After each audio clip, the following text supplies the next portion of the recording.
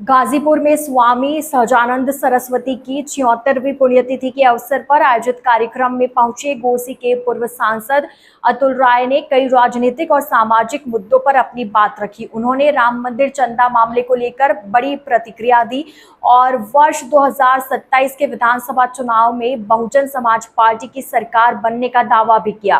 कार्यक्रम को संबोधित करते हुए पूर्व सांसद अतुल राय ने स्वामी सहजानंद सरस्वती के जीवन और उनके विचारों को प्रेरणादायक बताते हुए युवाओं से उनके बताए रास्ते पर चलने की अपील की।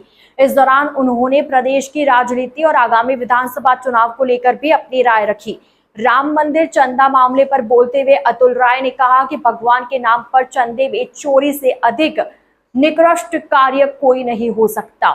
उन्होंने कहा कि इस मामले में कई लोगों के खिलाफ मुकदमा दर्ज हो चुका है और कानून के अनुसार निष्पक्ष कार्रवाई होनी चाहिए। बसपा की राजनीतिक स्थिति पर बोलते हुए अतुल राय ने दावा किया कि वर्ष 2017 के बाद पार्टी का वोट बैंक दूसरी ओर चला गया था, लेकिन अब वह दोबारा बसपा के साथ लौट आया है। उन्होंने कहा कि हाल ही में हुई बसपा की रैली ने यह साबित कर दिया है कि पार्टी का जनाधार मजबूत हुआ है। अतुल राय ने कहा कि विपक्ष इसलिए हमलावर है क्योंकि उसे बसपा की बढ़ती ताकत का एहसास हो रहा है।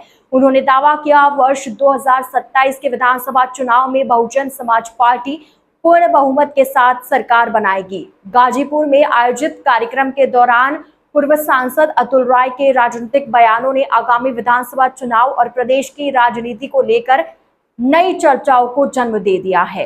गाजीपुर से इकरार खान की रिपोर्ट। प्रदेश में इन दिनों अयोध्या राम मंदिर चोरी का मामला सामने आया है और जिस तरीके से एक से बढ़ के एक खुलासे हो रहे हैं और उसमें कई गिरफ्तारियां भी हुई, पूरे घटनाक्रम को कैसे देखते हैं? अब इससे ज्यादा निकृष्ट कार्य कुछ नहीं हो सकता।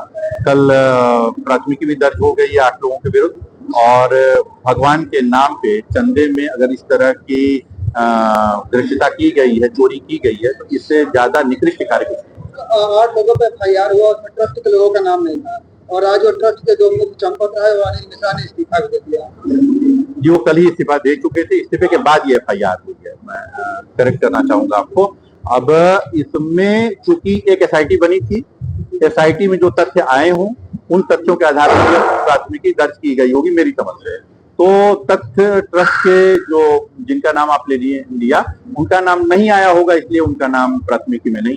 2027 को किस तरह